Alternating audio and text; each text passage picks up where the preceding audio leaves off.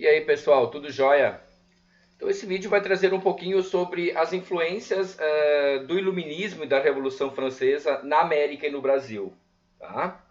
Então, nos últimos anos aí do século XVIII, a Revolução Francesa não apenas concebeu uma transformação das estruturas políticas que regulamentavam a França, né? Como nós bem sabemos, os ideais aí dessa revolução foram de suma importância para que o combate ao antigo regime, né, aos absolutismos monárquicos, acontecessem e que as antigas estruturas de pensamento político, social e cultural da Europa sofressem então grandes transformações. E sob tal aspecto, também devemos destacar o iluminismo, como o mais importante ideário aí empregado nessas inéditas, então, reivindicações no final do século XVIII. E também não podemos esquecer que não ficou apenas no ambiente europeu. Os ideais iluministas, eles foram propagados aí pela Revolução Francesa e chegaram ao continente americano, onde as lutas aí por autonomia romperam com amarras do pacto colonial. Então, mesmo tendo a busca por igualdade, liberdade como ponto em comum, também não podemos simplesmente achar que as populações americanas se deram ao simples trabalho de copiar o mesmo ideário, né, que vem da Europa. Por quê? Porque, afinal de contas, os agentes políticos e sociais das Américas eram outros, né, e muito diferentes.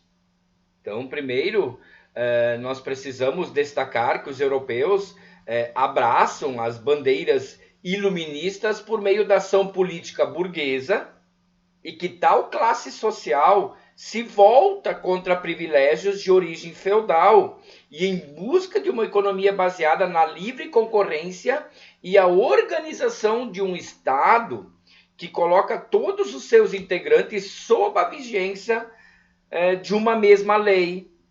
Mas isso na prática, a tal igualdade, né, ela se mostra bastante questionável. Por quê? Porque no momento em que os novos governos e a burguesia vetam a participação dos populares pós-revolução, né, os anseios dessa igualdade acabam sendo questionados. Tá?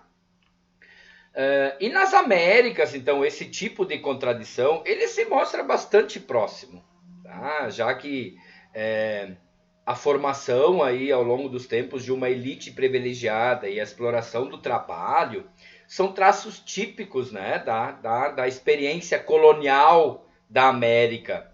E são os próprios membros dessa elite que, mediante as mudanças vividas no sistema capitalista, lideram os movimentos de emancipação política nas Américas, defendendo então os ideais de liberdade do iluminismo, tendo somente aí em vista o reforço de seu elo econômico com as grandes potências capitalistas. Então eles buscam uma ideia de liberdade com bases iluministas, mas apenas reforçar os seus elos econômicos, tá? E assim aí nós podemos perceber, né, que a antiga dependência de fundo, né, de roupagem colonial, ele se aprofunda ainda mais com a implementação de políticas econômicas visivelmente ligadas aí ao reforço de uma economia agroexportadora e dependente de produtos industrializados dos grandes centros urbanos estrangeiros. E sustentando esse projeto de ordem burguesa, nós podemos ver que a América ela continuava a ser palco das lutas históricas de camponeses, trabalhadores urbanos, né? Ex-escravos que ainda, após independências e rompimentos com os pactos coloniais, ainda eram atormentados pela chaga, né, da exclusão social.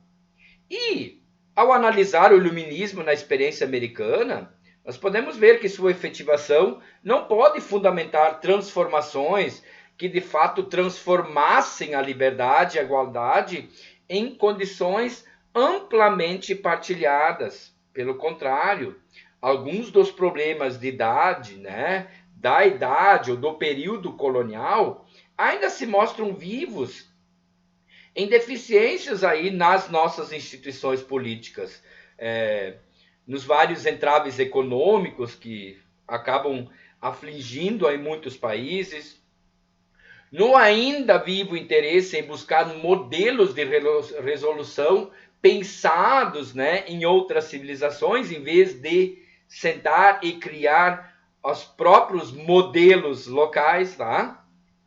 No Brasil, por exemplo, né, o iluminismo ele chegou através das publicações que eram contrabandeadas para a colônia às pessoas que sabiam ler e escrever, e que eram pouquíssimas, tá?